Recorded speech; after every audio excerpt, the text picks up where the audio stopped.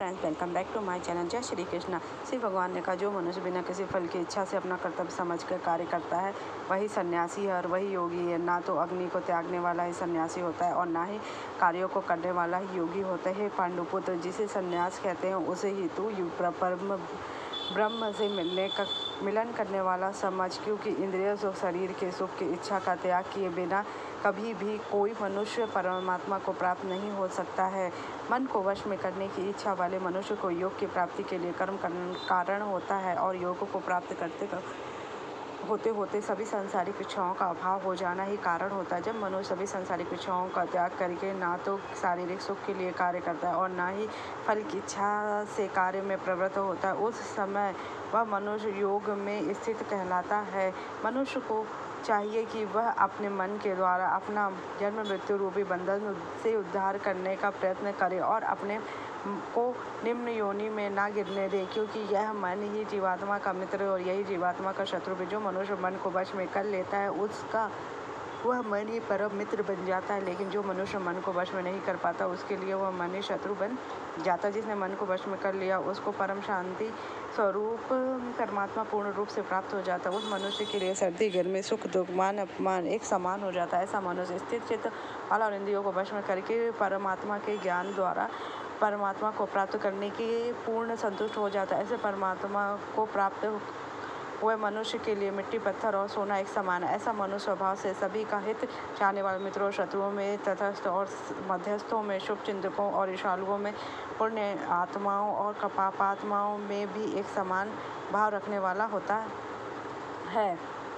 ऐसा मनुष्य निरंतर मन सहित शरीर से किसी भी वस्तु के प्रति आकर्षित हुए बिना तथा किसी भी वस्तु का संग्रह बिना ही परमात्मा के ध्यान में एक भाव में अलग हो जाता है। योग के अभ्यास के लिए मनुष्य को एकांत स्थान में, पवित्र भूमि में, ना तो बहुत ऊंचा और ना बहुत सी नीचा, कुशा के आसन पर मुलायम वस्त्र मृगछाल बिछाकर उस पर दृढ़तापूर्वक बैठकर मन को एक बिंदु पर स्थित करके चित्त और इंद्रियों की क्रियाओं को वश में करते हुए अंतःकरण की शुद्धि के लिए योग का अभ्यास करना चाहिए। योग के अभ्यास के लिए मनुष्य को अपने शरीर, गर्दन तथा सिर को अचल और स्थिर रखकर नासिका के अग्र के सिरे पर दृष्टि स्थित करके इधर उधर न अन्य दिशाओं को ना देखता हुआ बिना किसी भय से इंद्रिय विषयों से मुक्त ब्रह्मचर्य व्रत में स्थित मन को भली भांति शांत करके मुझे अपना लक्ष्य बनाकर और मेरे ही आश्रय होकर अपने मन को मुझ में स्थित करके मनुष्यों को अपने हृदय में मेरा चिंतन करना चाहिए। इस प्रकार निरंतर शरीर द्वारा अभ्यास करके मन को परमात्मा स्वरूप में स्थित करके परम शांति को प्राप्त हुआ। योग में स्थित मनुष्य सभी संसारी बंधन से मुक्त होकर मेरे परम धाम को प्राप्त हो जाता है।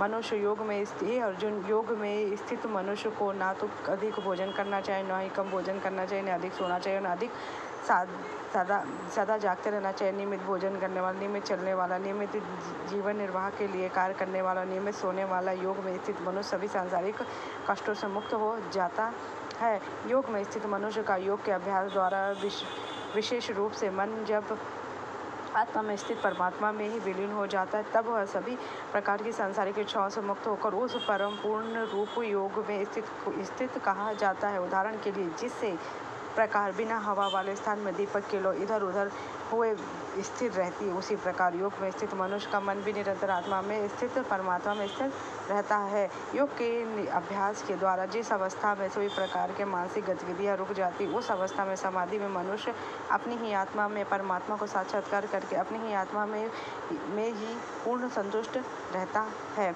तब वह अपनी शुद्ध चेतना द्वारा प्राप्त करने योग्य परम आनंद को शरीर से अलग जानता है और उस अवस्था में परम तत्व परमात्मा में स्थित वह योगी कभी भी विचलित नहीं होता। परमात्मा को प्राप्त करके वह योग में स्थित मनुष्य परम आनंद को प्राप्त होकर इससे अधिक अन्य कोई सुख नहीं मानता हुआ मेरी भरी से भारी दुख से भी चलायमान नहीं होता है। मनुष्य को चाहिए कि वह दृढ़ विश्वास के साथ योग का अभ्यास करते हुए सभी संसारी संसर्ग से उत्पन्न दुखों से बिना विचलित हुए और योग समाधि में स्थित रहकर कार्य करे। मनुष्य को चाहिए मन से उत्पन्न होने वाली सभी सांसारिक इच्छाओं को पूर्ण रूप से त्याग कर और मन द्वारा इंद्रियों के समूह को सभी ओर से वश में करे। मनुष्य को चाहिए कि क्रमशः चल कर बुद्धि द्वारा विश्वास पूर्वक अभ्यास करता हुआ मन को आत्मा में स्थित करके परमात्मा के चिंतन के अलावा अन्य किसी वस्तु का चिंतन न करें। उसको चाहिए स्वभाव से स्थिर न रहने वाला और सदा चंचल रहने वाला यह मन जहाँ जहाँ भी प्रकृति में जाए वहाँ वहाँ से वह खींचकर अपनी ओर आत्मा में ही स्थित करे। स्थित मनुष्य का मन जब परमात्मा में एक भाव में स्थित हो जाता है और जिसकी रज गुण से उत्पन्न होने वाली कामनाएं भली प्रकार से शांत हो चुकी हैं, ऐसा योगी सभी पाप कर्मों से मुक्त होकर परम आनंद को प्राप्त करता।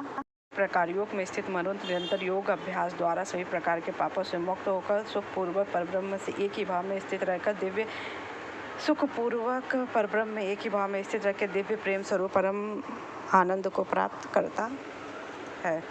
योग में स्थित मनुष्य सभी प्राणियों में एक ही आत्मा का प्रसार देखता है और सभी प्राणियों को उस एक ही आत्मा में स्थित देखता है। ऐसा योगी सभी को एक समान भाव से देखने वाला होता है। जो मनुष्य सभी प्राणियों में मुझ परमात्मा को ही देखता है और सभी प्राणियों को मुझ परमात्मा में ही देखता है, उसके लिए कभी भी अदृश्य नहीं होता हूँ मैं और वह मेरे लिए कभी अदृश्य नहीं होता है। योग में स्थित जो मनुष्य सभी प्राणियों के हृदय में मुझको स्थित देखता है और भक्ति भाव में स्थित होकर मेरा ही स्मरण करता है, वह योग सभी प्रकार से सदैव मुझ में ही स्थित रहता है।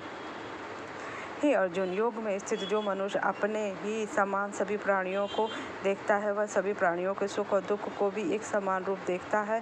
उसी को परम पूर्ण योगी समझना चाहिए। अर्जुन ने कहा, मधुसूदन, यह योग की विधि जिसके द्वारा समतत्व भाव दृष्टि मिलती है, जिसके कि आपके द्वारा वर्णन किया गया है, मन के चंचलता के कारण में ही इस स्थिति में स्वयं को अधिक समय तक स्थिर नहीं देखता। हे कृष्ण, क्योंकि यह मन निश्चय ही बड़ा चंचल है, अन्य को मत डालने वाला और बड़ा ही बलवान है। मुझे इस मन को वश में करना के समान अत्यंत कठिन लगता है। श्री भगवान ने कहा, हे महाबाहो कुंती पुत्र, इसमें कोई संशय नहीं है कि चंचल मन को वश में करना अत्यंत कठिन है, किंतु इसे सभी संसारी कामनाओं को त्याग कर वैराग्य और निरंतर अभ्यास द्वारा वश में किया जाता सकता है। श्री भगवान ने कहा, जिस मनुष्य द्वारा मन को वश में नहीं किया गया है, ऐसे मनुष्य के लिए परमात्मा की प्राप्ति योग असंभव है, लेकिन मन को वश में करने वाला प्रयत्नशील मनुष्य के लिए परमात्मा की प्राप्ति योग सहज होता है, ऐसा मेरा विचार है। अर्जुन ने कहा, हे कृष्ण, प्रारंभ में श्रद्धापूर्वक योग में स्थित रहने वाला किंतु बाद में योग से विचलित मन वाला असफल योगी परम सिद्धि को ना प्राप्त करके किस लक्ष्य को प्राप्त करता है? हे महाबाहो कृष्ण, परमात्मा की प्राप्ति के मार्ग से विचलित हुआ जो कि ना तो सांसारिक भोग को भोग पाया है और ना ही आपको प्राप्त कर सका है, ऐसा मोह से ग्रसित मनुष्य क्या छिन्न भिन्न बादल की तरह दोनों ओर से नष्ट हो जाता है?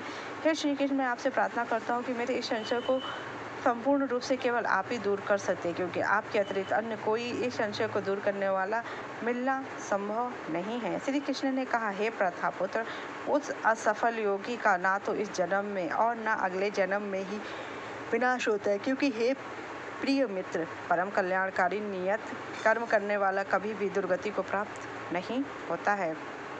योग में असफल हुआ मनुष्य स्वर्ग आदि उत्तम लोकों को प्राप्त होकर उनमें अनेकों वर्षों तक जिन इच्छाओं के कारण योग भ्रष्ट हुआ था, उन इच्छाओं को भोग कर फिर संपन्न सदाचारी मनुष्य के परिवार में जन्म लेता, अथवा उत्तम लोकों में ना जाकर स्थित बुद्धि वाले विद्वान योगियों के परिवार में जन्म लेता। किंतु इस संसार में इस प्रकार का जन्म निसंदेह अत्यंत ही दुर्लभ है। हे कुरुनंदन, ऐसा जन्म में प्राप्त करके वहाँ उसे पूर्व जन्म के योग संस्कार द्वारा पुनः प्राप्त हो, या तो उन संस्कारों के प्रभाव से वह परमात्मा प्राप्ति रूपी परम सिद्धि को प्राप्त करने के उद्देश्य से फिर से प्रयत्न करता है। पूर्व जन्म के अभ्यास के कारण वह निश्चित रूप से परमात्मा पथ की ओर स्वतः ही आकर्षित हो जाता है। ऐसा जिज्ञासु योगी शास्त्रों के अनुष्ठान का उल्लंघन करके योग में स्थित होता है। ऐसा योगी समस्त पाप कर्मों से शुद्ध होकर अनेक जन्मों में कठिन अभ्यास से इस जन्म में प्रयत्न करते हुए परम सिद्धि को प्राप्त करने के पश्चात परम गति को प्राप्त करता है। तपस्वियों से योगी श्रेष्ठ है, शास्त्र ज्ञानियों से भी योगी श्रेष्ठ माना जाता है और सत्काम कर्म करने वाले की अपेक्षा भी योगी श्रेष्ठ है। इसलिए हे अर्जुन, तू योगी बन। सभी प्रकार के योगियों में से जो पूर्ण श्रद्धा सहित संपूर्ण रूप से मेरे आश्रित हुए हैं, अपने अंतःकरण से मुझको निरंतर स्मरण दिव्य प्रेमा भक्ति करता है, ऐसा योगी मेरे द्वारा परम योगी माना जाता है। इस प्रकार उपनिषद ब्रह्म विद्या तथा योग शास्त्र स्वरूप श्री भगवद गीता के श्री कृष्ण अनुसंवाद में ध्यान योग नाम का 6वां अध्याय पूर्ण हुआ। हरि ओम तत्सत। जिसमें भगवान ने कहा वैराग के द्वारा ही मुझे प्राप्त किया जाता था, क्योंकि जो वैरागी होता है वही ना वो कुछ करता है, ना कोई सुनता है, ना कुछ, जो कुछ करता है वो सिर्फ मेरे लिए ही करता है। पूर्ण वैरागी, जैसे कि दीपक को वहाँ रख दिया जाए जहाँ पे हवा ना चले तो दीपक अपनी सही गति, उसी प्रकार मन को भी अभ्यास की तरह निरंतर प्रभु के चरणों में लगाना चाहिए। मुझे जानकारी, चलो मुझे थैंक यू सो मच।